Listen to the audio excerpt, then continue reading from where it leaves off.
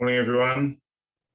I know it's Sunday. I'm here at A to Z headquarters, just checking that we're live because I keep getting caught out by this. I'm here at A to Z headquarters doing some repair works. So I've had a busy week, and I wanted to just do I wanted to come and say hello and welcome to everyone that's in the group. Welcome to all the new people that have joined the group. If you're a business or provide services for pet groomers, then please check out the Shopfront Sunday and put all your adverts and your services in there for us. So that's one place that everyone can go to find services that's going to help them move their business. Please check out the Shopfront Sunday and put all your adverts and your services in there for us. Keep doing this. So that's one place that everyone can go to find services and help them move their business. Check out the Shopfront Sunday. Where's that coming from? Services in there for. You can't make this up sometimes, can you? Don't play with technology. Yeah, Shopfront Sunday. So put any services that you provide, any businesses that you want to advertise, please put it in there so that people can go to one place on a Sunday and have a look at businesses that might help them move their pet grooming business forward. I'm looking into the idea about putting something together where people can advertise positions, vacancies, job adverts. The group does span the whole of the UK and across the world, to be honest. So, you never know, you might be able to get a job in America or something. But I'm thinking about a particular day where we can put job adverts in the group so that people can advertise their positions, their vacancies, their apprenticeships, things like that, just so that there's one place to go for everything, really. So the reason I wanted to come on live today was just a week or so, and it's all about the words "I can't," and this is about changing your mindset from "I can't" to "I'll look into that," or "When can I?" or "I shall do that," or "I will do that." We hear the words in our heads.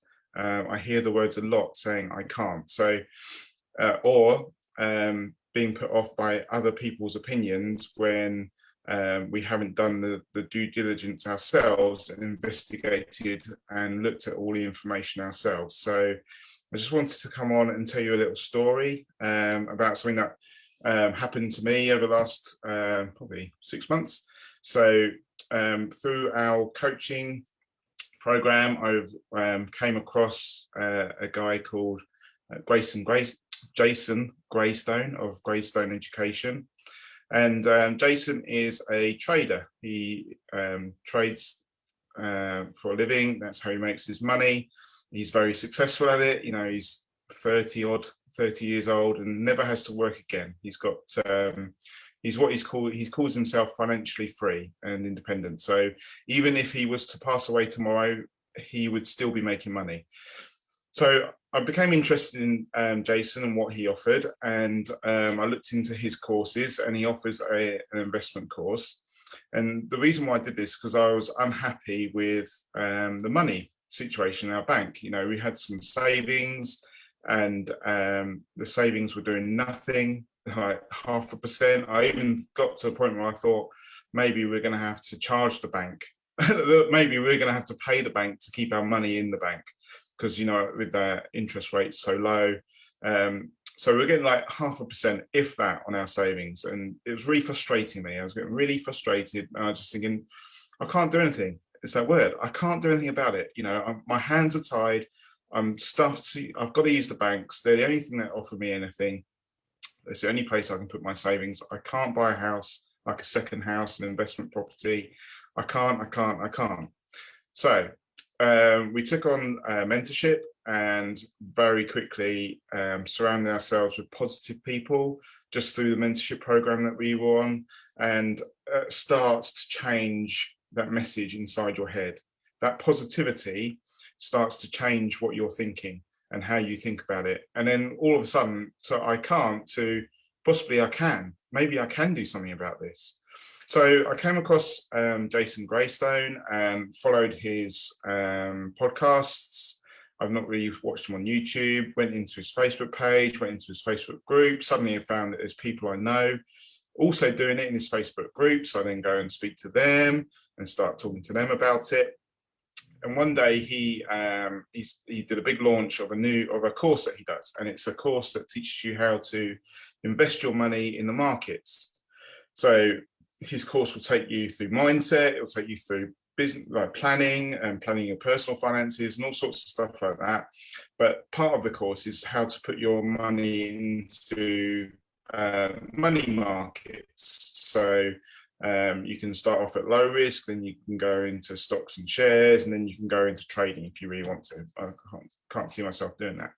So I got really excited, signed up to the course, business course. So we did that and rushed through the course to get to the investing bit. And because I was so excited, when I tell people everything that I do, you know, I like to tell people what I'm doing. I like to tell people, like, because I just think it might help them. So I got all excited. I got on the family WhatsApp chat, my mum, my brothers, my dad and stuff, and said, look, check this video out. This is what I found. I'm going to start investing our money. And all I get back, oh, be careful about that. Oh, don't waste your money. Don't invest your money. That's really risky. I wouldn't do that if I was you. Now, straight away, you're hitting that wall of negativity again. I'm like, I suppose I put it in there because I wanted people's approval and I wanted to tell them what I was doing and I wanted them to say, oh yeah, it sounds like a really good idea. But all I got was, oh no, don't do that. Oh, I wouldn't do that. That's really risky. You're going to lose all your money. So then you get to that point where you're like, oh, do I do it or do I not? But this is where my mindset has changed. This is where my mindset has gone from, oh, you know, I'm being told not to do that by someone else. So this is where we start challenging what we're being told, and we start challenging what we're thinking. So I wasn't blunt with my family. I wasn't rude to them and say, well, what do you know? But you've got to ask yourself, okay, mum, that's fine. You've told me not to put my money in the markets because it's risky. What experience do you have of that? What markets do you invest your money in? What stocks and shares do you have your money tied up in? You don't. So how can you tell me not to do something because it's too risky? How can you then tell me not to do something that's going to benefit me because you think it's too risky? From what experience do you have from it? Or am I going to go away and listen to the person who at the age of 30 no longer has to live and no longer has to work a day in his life if he doesn't choose to? You know, which one am I going to listen to? So that is the change. So years ago, quite rightly, years ago, I'd have gone, oh, okay, yeah, it's probably a bad idea. Yeah, I've got no sort of knowledge about it, so I won't invest £1,000 to do the course and learn how to do it because, you know, it's just not going to help me, is it? Years ago, I would have done that. I would have taken their advice and I would have gone, okay, I won't do it then. Bad idea, move on. But not now. Not now. The mindset has changed. You know, the mindset is now possibilities. The mindset is now, well, let's look at it. Let's gather that information and let's look at it and make those decisions. Let's speculate to accumulate. So it's like, yeah, okay, I hear what you say. It's a bad idea. I'm going to lose all my money. Fine. I'm going to go and do the training course and I'm going to learn how to do that. I'm going to learn how to invest my money in the markets so that I can make a better return for me and my family instead of being in the banks. So I went and did the training course and I'm now investing my money in the markets. And currently, I think yesterday, we're sitting at 10.15% return on our money. And yes, it does fluctuate. It does fluctuate. It goes up and down. But it's education. I've educated myself. I've taken away that fear by getting that education on board. And I'm helping myself to take away that risk by surrounding myself with people that know what they're doing. I'm now in a Facebook group who, if I've got questions about it or I want some advice about it, people are doing similar things to me. And I've got not an accountability buddy, but I've got Emma, who is also investing at the same time that I did. And, you know, we can ask each other questions about it. You know, what are you now looking to invest in? Oh, I've tried a little bit of this. Why don't you try that? Well, I'm not sure about that. So and then the funny thing is, and this is what kind of made me think of this story, is yesterday my brother, he messaged me and said, oh, look, I've done a little bit of investing myself. Oh yeah, okay. I've put some money into the markets and I've made some money. And my only wish is, he said, my only wish is I wish I had more money to invest in it. So 6 months ago, don't do that, really negative, don't do that. Now, oh, I wish I had some money to invest like you did, you know? So don't be hung up on the I can't. Don't put a message into Facebook or into Google or speak to people down the pub and allow them to tell you, you shouldn't do that. You don't do that. Don't do that. You shouldn't do that. If they do, challenge them, challenge yourself and say, so what do you do differently? You shouldn't go VAT registered, it will ruin your business. Okay, so are you VAT registered? Do you run a business? Do you know what it's like to be VAT registered? Do you charge VAT on your prices? Do you pay the VAT person every quarter? Because are you telling me fact or are you giving me opinion? And are you giving me opinion based on stuff that you do? I spoke to a groomer the other day who had exactly the same situation. Down the pub, all his mates, don't charge VAT, don't charge VAT. It's going to ruin your business. Don't do it. It'll bankrupt you. It'll break you. Don't do it. Like, really negative, really negative. And all I did was pulled up Google Maps, showed the groomer where we were on Google Maps, and we've been charging VAT now, God knows, 14 years or so, maybe a bit less, I'm not sure. We're surrounded, we've got 23 groomers around us. And look at us, we're still here. That fear is, it's not based on anything.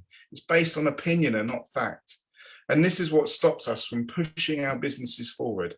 If you don't go out there and have an idea and move your business forward and base your decisions on fact, then you're going to hold yourself back. Okay.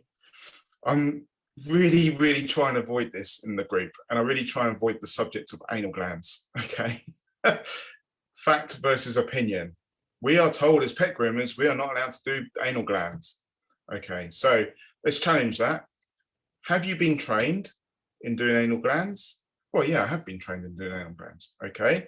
Is your insurance company happy for you to do anal glands? Yeah, when I checked with them, they were happy for us to do anal glands. So what's stopping you from doing anal glands if you wish to? If you want to do it, what's stopping you? Well, I've been told we're not allowed to. But by who? Does this person do anal glands themselves? Have they had a problem with doing anal glands themselves? Have they had a complaint about doing anal glands? Have they had a vet march into the property and go, you should not do anal glands, blah, blah, blah. This is what I'm saying. Again, we've done it for 16 years. We train all our staff in doing it. And in fact, if anything, it helps our customers because we find more problems with their dogs that do need to go to see the vets. You know, we're getting that up close and personal with these dogs. It's pretty disgusting, isn't it? Because we choose to do it and we choose to help our customers by doing it. We are trained, we are insured, we know how to do it, we are competent at doing it, so let's do it. Nail trimming, here's another one for you. Right, so how much do you charge for nail trimming? Well, I charge £5 if they come in. Okay, so potentially you could charge more money than that. You could charge more than £5 for a drop-in nail trimming appointment. At the moment, we currently charge 15 for small and medium dogs and 20 for large dogs. Oh, okay. Well, I don't feel I can charge more than £10 because the vets down the road only charge £10. Really? I don't know myself. I've never gone to a vet and been charged less than 35 quid to go to the vets and have a treatment like that. It's maybe different. Maybe vets are different all around the country. But, okay, so the vets down the road charge, what vets charge £10? Oh, I don't know. Okay, so have you spoken to the vets and asked how much they charge? No, I'm just assuming that they charge £10. Right, I'm going to call you out on that. And I'm going to say, you do not tell me that you cannot charge £15 to £20 for nail trims because the vets down the road only charge 10. Until you phone them up and you tell me I've spoken to them, I've booked an appointment for a nail trim and they've quoted me £9.99, I am not going to accept that as an answer from you. Yeah, you cannot make decisions on opinion and rumor. You have to have fact. You have to have fact. And by having those facts, it removes that fear and removes that risk from making decisions in business. Another one, I can't take on employees. I can't afford it. Okay, so how much does an employee cost me? Well, I don't know. So how can you say you can't afford it? You know, run the numbers. I can't take on that shop down the road. I can't rent that shop down the road because I can't afford it. Well, how much does that shop cost you every day? How much does that shop cost you to open daily? Do some rough calculations and how much do you think you're going to make through grooming? Oh yeah, I don't know how much it's going to cost me. So how can you say I can't? You can't say I can't until you have the facts and information in front of you. So you don't go to a money coach who's bankrupt. You know, you don't go to someone and ask for their help who don't do it themselves. And that is the main message from this little rant that I've had. You know, it's been building up through the week. I'm a lot nicer to people when I'm speaking to them, but I will challenge people's thoughts. I will challenge that I can't. You know, me and Emma wants to run veterinary services out of our shop. And it's not, I can't because I'm not a vet. Well, Emma's a veterinary nurse, so she can't, but it's a how do we? And I actually took a kitten to the vet the other day, and the vet was like, I need to speak to you about becoming a dog groomer. I was like, I'm not sure how that's going to fit with you. She's done 30 years in vets and she wants to become a dog groomer. I said, that's fine. I'm not sure it'll be for you, but we are interested in providing veterinary services at the dog groomers, like vaccination clinics and stuff like that. Do you see what I did? I didn't say you can't. You know, we're not saying we can't run a vets from here, but we're saying let's find out how to run a vets from here. And if all the information adds up and we can't afford the out of hours fees and we can't afford the vet and we can't, you know, I'm saying I can't, if that is unachievable, then that's helped us to make that decision. We can park that idea and move on. Okay, so once you've got that information, and once you've done that research, done that due diligence, you've spoken to people who do the services that you want to offer, you've spoken to them and you found out the ins and outs and you've written all the figures down on your spreadsheet and calculated what you can and can't do and what you can and can't afford and how you're going to afford it, or if it's unreasonable or out of reach, then you can make that decision. But until then, you can't say I can't. There's a lot of can'ts in there.